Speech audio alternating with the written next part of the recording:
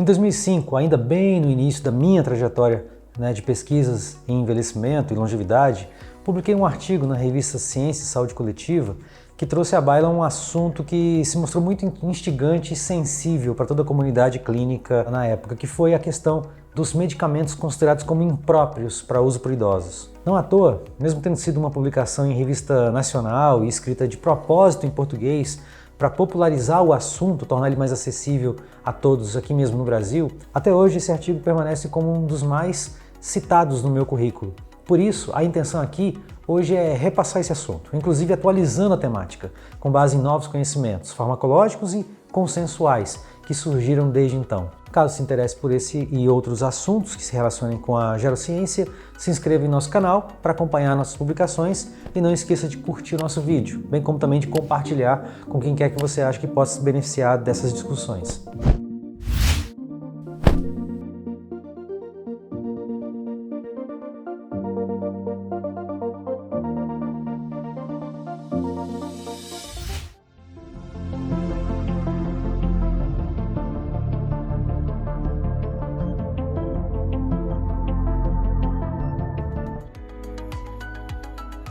O processo de envelhecimento é acompanhado por uma maior demanda em medicamentos, em virtude da prevalência das doenças crônico-degenerativas, o que grandemente predispõe a população geriátrica aos riscos da prática de polifarmácia e aos efeitos adversos. No entanto, deve-se atentar ao fato de que o organismo idoso apresenta mudanças em suas funções fisiológicas que não devem ser desconsideradas e que podem levar a uma farmacocinética diferenciada e maior sensibilidade, tanto aos efeitos terapêuticos quanto aos efeitos adversos das drogas. Sabemos que para um fármaco atuar no organismo, ele precisa cumprir com todo um circuito dentro do corpo, que vai desde sua absorção, sua distribuição, ou seja, dispersão pelo corpo, bem como também sua transformação, também chamada de metabolização, se houver, e, por fim, também sua excreção ou eliminação do organismo. Aspectos como absorção e excreção dos fármacos não tendem a sofrer tanta influência pela idade, já que o simples fato de envelhecer não altera substancialmente a forma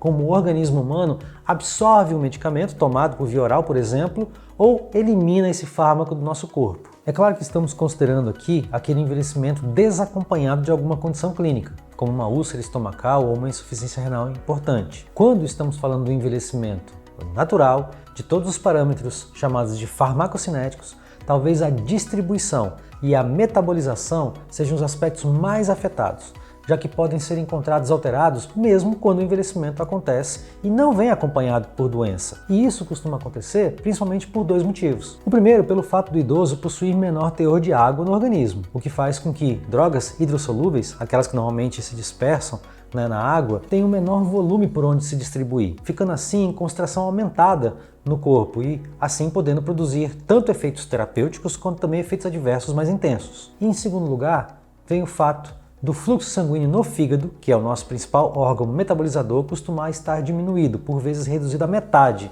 com consequente redução do metabolismo que pode ser necessário, tanto para ativar o fármaco, nesse caso produzindo menor concentração plasmática ativa do medicamento, ou até diminuindo a degradação, que neutraliza o fármaco, nesse caso aumentando a concentração plasmática do medicamento. Falando um pouco mais sobre as alterações de distribuição, também existe a questão das drogas lipossolúveis, aquelas que se dissolvem nas gorduras, se acumulando no tecido adiposo da gente. Esses, portanto, vão aumentar o seu volume de distribuição, aumentando então sua concentração final no idoso, pois a proporção de tecido adiposo tende a ser maior com o envelhecimento. Outra condição que frequentemente se apresenta no idoso e que pode contribuir para uma distribuição irregular dos medicamentos consiste na concentração plasmática de albumina, que tende a ser menor, o que faz com que a ligação das drogas a essas proteínas também esteja reduzida e resulte então em uma maior fração livre da droga no plasma para atuar nos seus alvos. São todas situações corriqueiras que ora podem intensificar, ora podem atenuar efeitos terapêuticos e adversos das drogas e assim demandar uma cautela quando se prescreve medicamentos para idosos.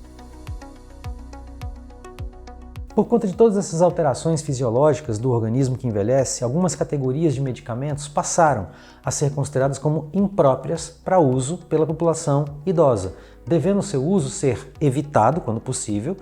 quer por uma alegação de falta de eficácia terapêutica no idoso, quer por apresentarem um risco aumentado de efeitos adversos que superem muitos benefícios quando comparados a outras opções de medicamentos que existem. O geriatra norte-americano Mark Beers foi pioneiro por elaborar uma relação de medicamentos potencialmente impróprios para uso por idosos, fazendo uso de uma metodologia embasada na opinião consensual de múltiplos especialistas das áreas da geriatria e da farmacologia clínica. Talvez muitos já tenham ouvido falar dos famosos critérios de Beers, mas acredito que ainda poucos conheçam o homem por detrás da obra. Cabe mencionar que Mark Beers foi diagnosticado com diabetes quando criança e lutou com a doença durante toda a sua vida, tendo inclusive tido ambas as pernas amputadas ao longo da década de 1990. Isso não impediu que ele fosse ainda bastante produtivo em sua carreira clínica e acadêmica, e assim Beers publicou em 1991, na prestigiada revista Archives of Internal Medicine, os primeiros critérios definindo medicamentos impróprios para idosos, que inicialmente eram focados sobre residentes de instituições de longa permanência. Apesar desses critérios terem sido inicialmente desenvolvidos então para os idosos mais frágeis e doentes, muitos autores passaram também a utilizá-los com adaptações para se ponderar e otimizar as prescrições realizadas para idosos não institucionalizados. Com o advento de um maior número de alternativas terapêuticas e com a publicação de mais e mais consensos de especialistas, passou-se ao longo da década de 90 e início dos anos 2000 a ser possível sistematizar e generalizar determinados critérios para toda a população idosa, a despeito do nível de fragilidade, das comorbidades associadas ou do local onde residem. Com isso, os critérios de Beers, que é a forma corriqueira pela qual esses consensos foram quase que universalmente conhecidos e popularizados, vieram sendo atualizados ao longo dos anos, com atualizações mais importantes tendo ocorrido em 2003, 2012, 2015, bem como também mais recentemente em janeiro de 2019, ou seja, mesmo depois de sua morte, que ocorreu em fevereiro de 2009, quando ele tinha apenas 54 anos de idade. As atualizações dos critérios de Beers vieram desde então sendo conduzidas pela American Geriatric Society, não mais baseado no consenso de especialistas apenas, mas também empregando uma abordagem baseada em evidência para auxiliar na definição do que é um medicamento impróprio para idoso. Nos primórdios, a lista de princípios ativos ou de classes de medicamentos divulgadas por Beers era focada principalmente sobre aqueles medicamentos a serem evitados sempre que possível. É importante se dizer que o conceito de medicamento impróprio evoluiu, mas a preocupação e até certo foco ainda existe sobre determinados fármacos e tem muito pouco benefício para o paciente idoso. E por isso vamos aqui ilustrar com alguns casos que foram arbitrariamente selecionados por nós com base em sua relevância clínica, na alta prevalência de uso, bem como também pelo fato de estarem disponíveis no mercado brasileiro, mas sem nenhuma pretensão de exaurir o assunto em um vídeo breve como este. Talvez o caso mais emblemático seja o dos agentes sedativos, como os benzodiazepínicos, de longa duração, a exemplo de azepam, do flurazepam, que possuem meia-vida longa em idosos e que, por isso, são considerados como associados pela literatura médica com sedação durante o dia e aumento do risco de quedas e fraturas ósseas. São assim classicamente considerados como impróprios para idosos, até por haver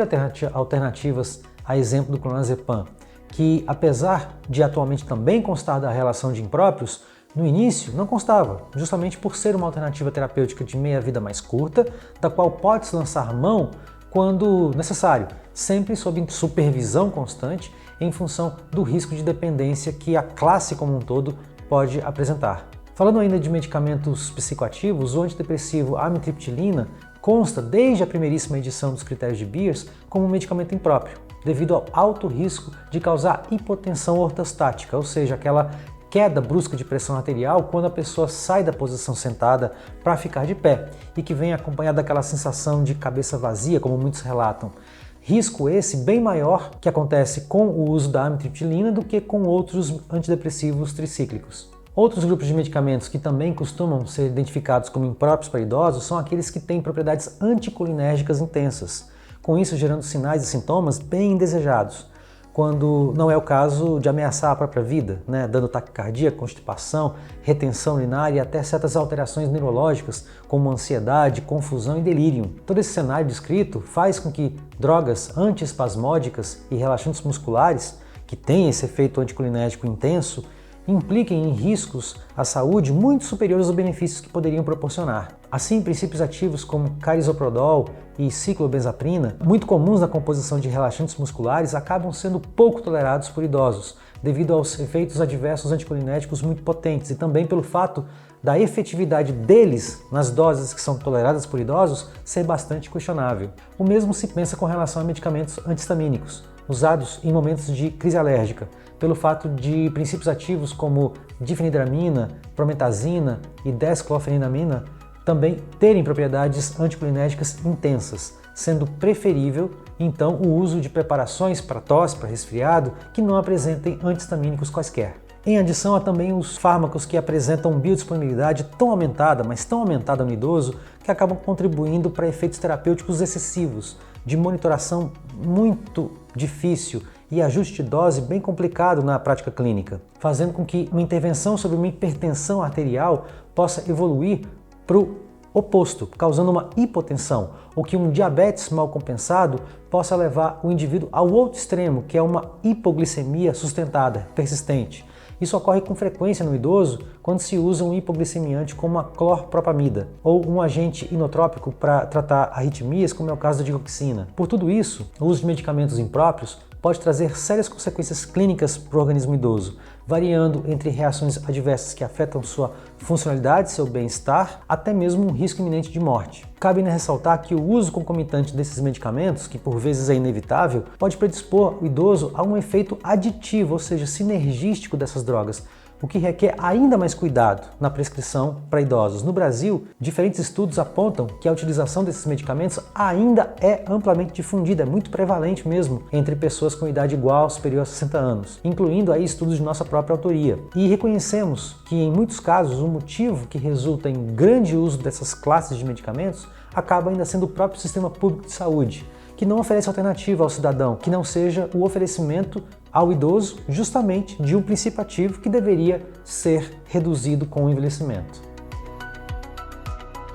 É indiscutível que medicamentos são ferramentas terapêuticas valiosíssimas e de forma alguma deve-se demonizar uma classe ou um remédio em particular. Longe daqui dizer que cada um dos princípios ativos que já foram mencionados devem ser banidos do uso por idosos, já que sabemos que há situações clínicas em que seu uso pode sim ser necessário ou não pode ser evitado, mas não se deve ignorar os riscos apontados pela literatura especializada e que o fato de constarem em relações como os critérios de Beers deve suscitar cautela, com necessidade de ajuste de dosagem e supervisão constante em decorrência das alterações fisiológicas observadas com o envelhecimento. Até por isso que, conforme mencionei anteriormente, os próprios critérios de Beers passaram por um aprimoramento e hoje os medicamentos são identificados como impróprios para idosos em 3 categorias diferentes. A primeira categoria inclui medicamentos que são potencialmente impróprios para idosos porque apresentam alto risco de efeito adverso em comparação com uma eficácia limitada,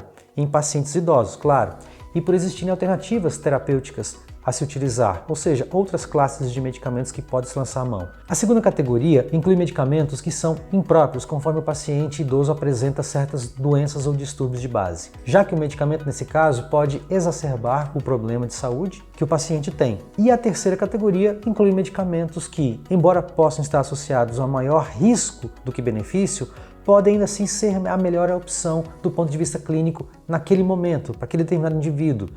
já que administrado com cautela pode resultar em benefícios. Frente ao cenário exposto, é importante concluir que uma prescrição adequada para o idoso deve sempre se basear no estado clínico geral do paciente, em um número minimalista de drogas, para assim se evitar interações e reações adversas, e que seja sempre iniciada por uma dose baixa e adaptada progressivamente conforme a resposta e a tolerância do paciente. E ainda existe a recomendação de se evitar ao máximo o uso desses medicamentos considerados como impróprios pela literatura médica e científica, mas com ressalva de que, em situações onde os mesmos não possam ser evitados, que o seu uso se dê com cautela, com monitoramento constante, já que o uso racional de medicamentos para idosos é fundamental para se evitar gastos excessivos com múltiplos medicamentos e assim prevenir internações desnecessárias, bem como também não comprometendo as finanças pessoais, desonerando também os sistemas de saúde, principalmente para assim se assegurar uma qualidade de vida na velhice. Muito obrigado por assistir esse vídeo até o final. Não se esqueça de deixar seus comentários em temas para próximos vídeos também e até a próxima.